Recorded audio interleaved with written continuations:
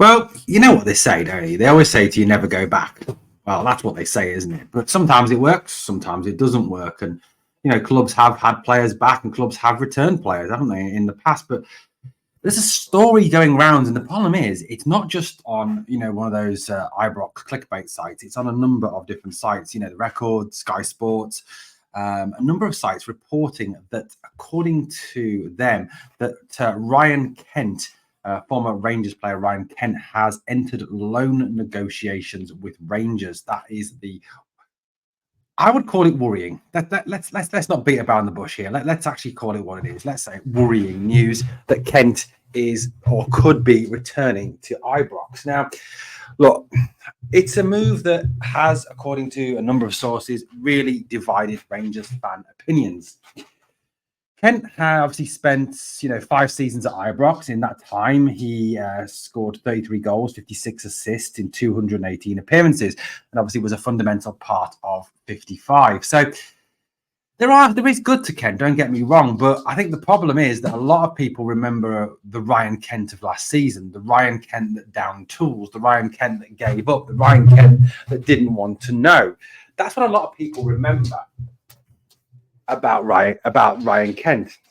So I don't know where you are, guys, with the whole Ryan Kent situation, but it is worrying me slightly that he seems to be attracting interest from Rangers again. Now, I know that we haven't replaced him. I know that we haven't got a winger. Well, we've got Matondo, I suppose, and Seaman, but we haven't got enough out-and-out wingers. And we know that Philippe Clement wants to play with wingers, or wants to have at least one winger on the pitch at any one time.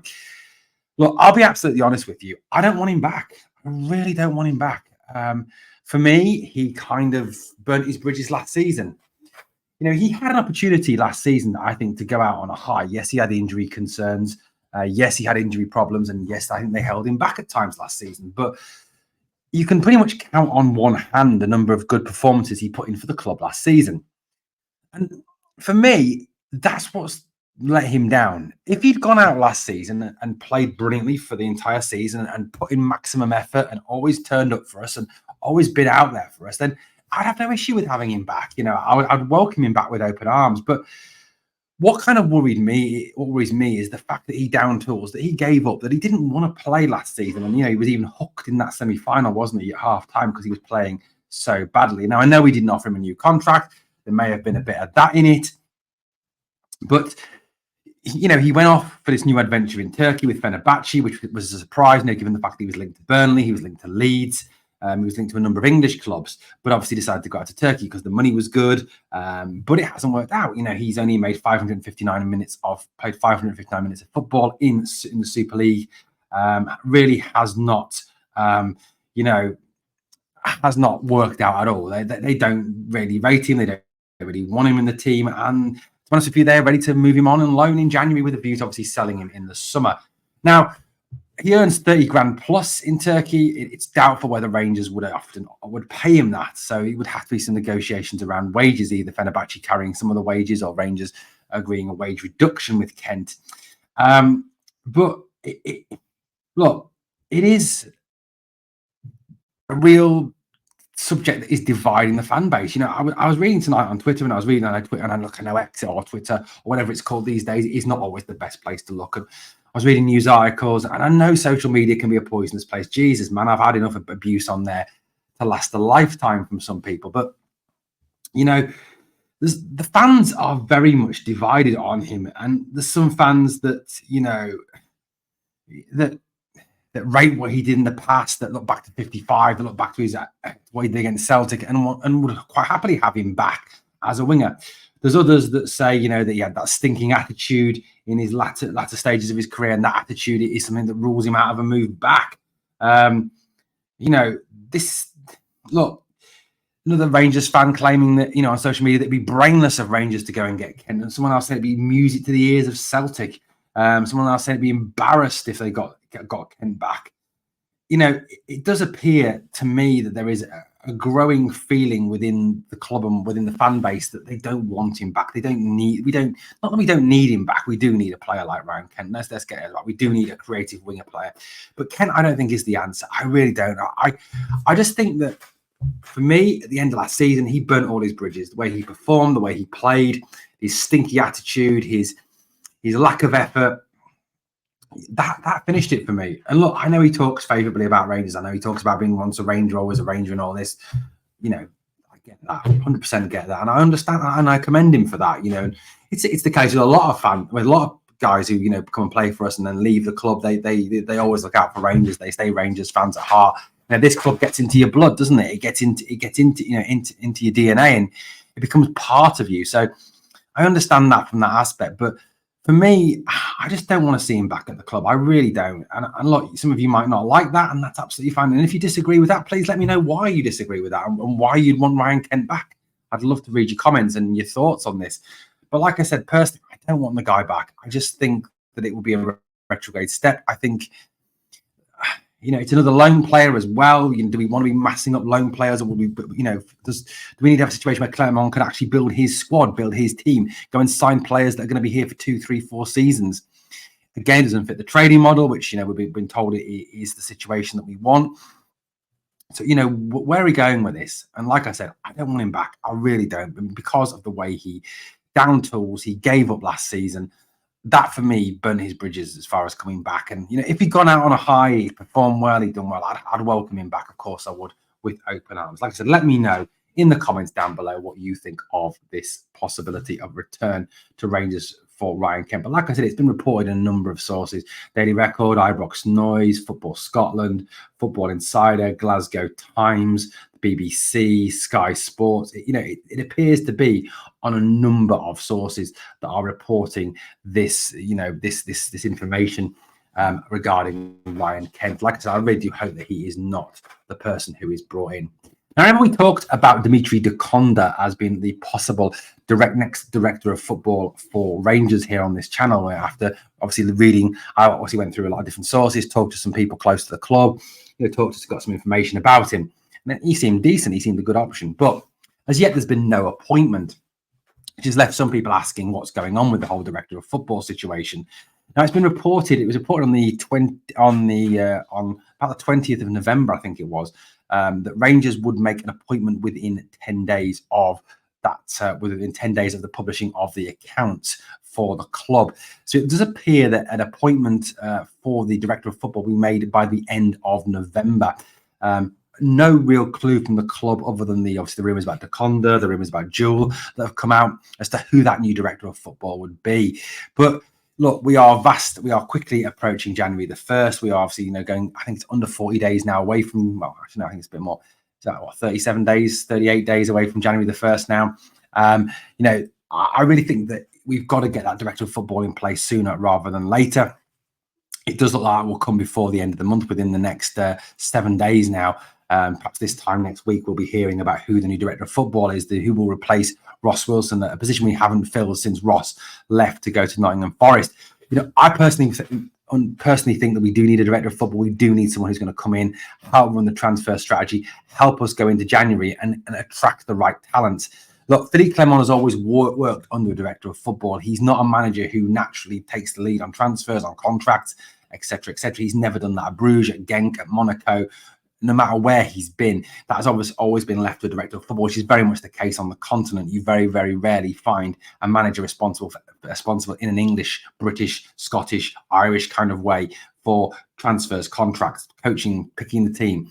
That you did in the past, the likes of Walt Smith and Souness did.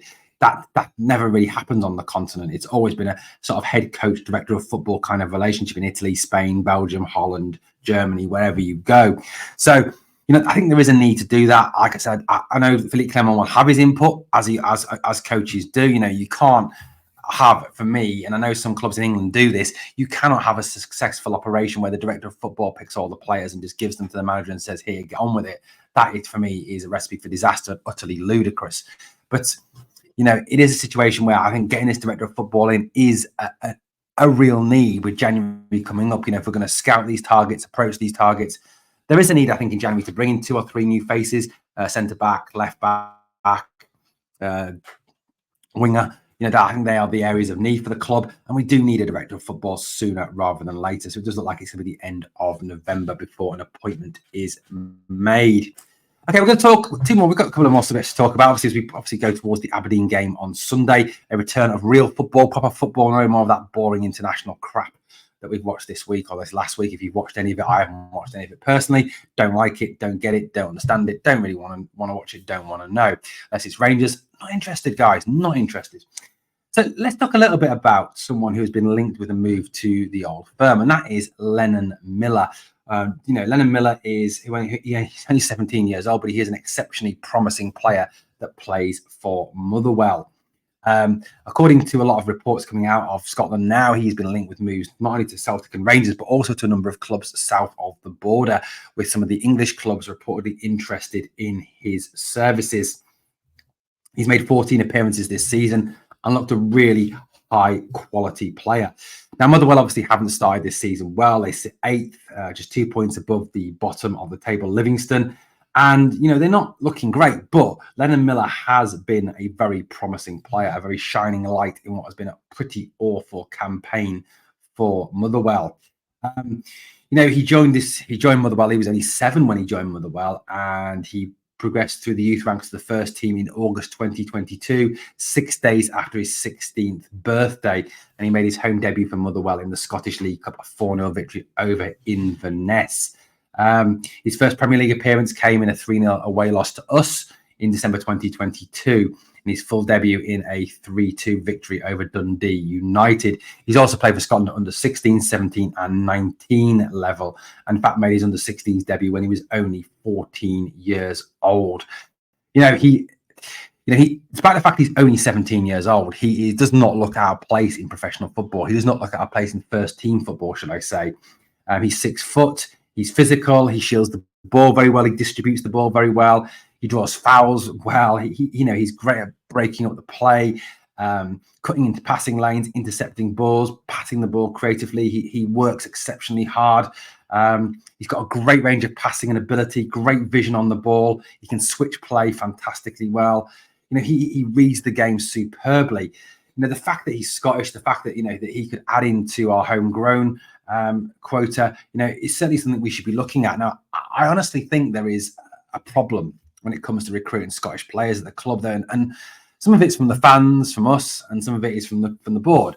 I think there is a snobbery when it comes to recruiting Scottish players. The fact that that we don't think they're good enough, we don't think they're up to the task. And yes, I know there's an old firm tax. I know that the moment Rangers are interested in one of your players, Motherwell, Aberdeen, Hearts, Hibs, whoever it is, put the price up by £1.5–2 million every time because it's us asking.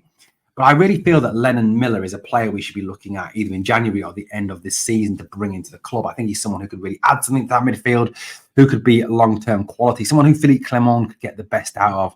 Obviously, Lundstrom is in the last year of his deal. I think he's a better player than John Lundstrom. I think he could do a great job there. Ryan Jack's not getting any younger, and obviously the injuries that he gets and sustains. I do think Lenon Miller could be a good possibility for this club. So, look, I really hope the Rangers are looking at him. I hope there's some scouts watching him, and I hope that we put in a bid for him either in January or in the summer and try and bring Lenon Miller to Ibrox. He is a very promising young player. Okay, guys, let's talk a little bit about Malik Tillman. Do you remember him? Ex of Rangers. Well, according to reports, we are destined to get a nice £1.2 million windfall from a transfer of Malik Tillman. Now, Malik Tillman has been playing and plying his trade with PSV Eindhoven. Yes, the very same PSV Eindhoven that knocked us out of the Champions League. Yes, I know it's unfortunate, and we don't want to think back to that awful night in Eindhoven where everything went hideously wrong and certain players decided to feign injury, etc., naming no names, but I'm sure you know who I'm on about.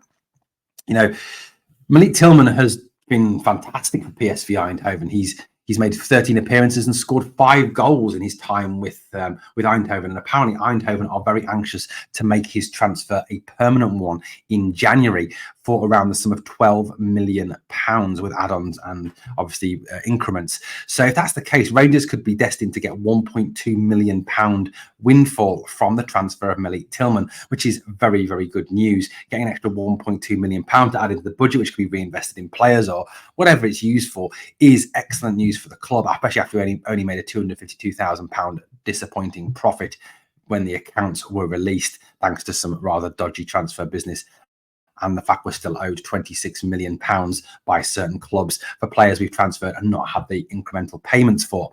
But look, Tillman, Wish him all the best at Eindhoven. Hope we don't come across them in the Champions League again. But 1.2 million will certainly be very useful for this club, and will also be useful for investing in January in those players that will help us hopefully catch that lot from across the city. Well, guys, obviously, we're focusing now. We're going to be focusing over the next few days on that Aberdeen game. Obviously, Saturday morning, I'll bring you some talk about team news. Obviously, once Philippe Clement has spoken to the media, we'll talk a little bit about my team selection. I'm going to talk about who I would pick if I was the manager, and you'll all go, thank God you're not the manager. We'll also talk a little bit about obviously the game and what it will bring as we build up towards that game, and a time to get our own back for that 3-1 victory at Ibrox that they got over us earlier this season. Well, guys, thank you so much for watching Glasgow Rangers Nation. On the way out, guys, please smash the sub. It helps the channel to grow. Your support so far has been amazing, and I really, really appreciate it. As always, on the way out, guys, 2 things I really do need from you. Number 1, smash the like. It helps the video. Number 2, please always remember, we are the people.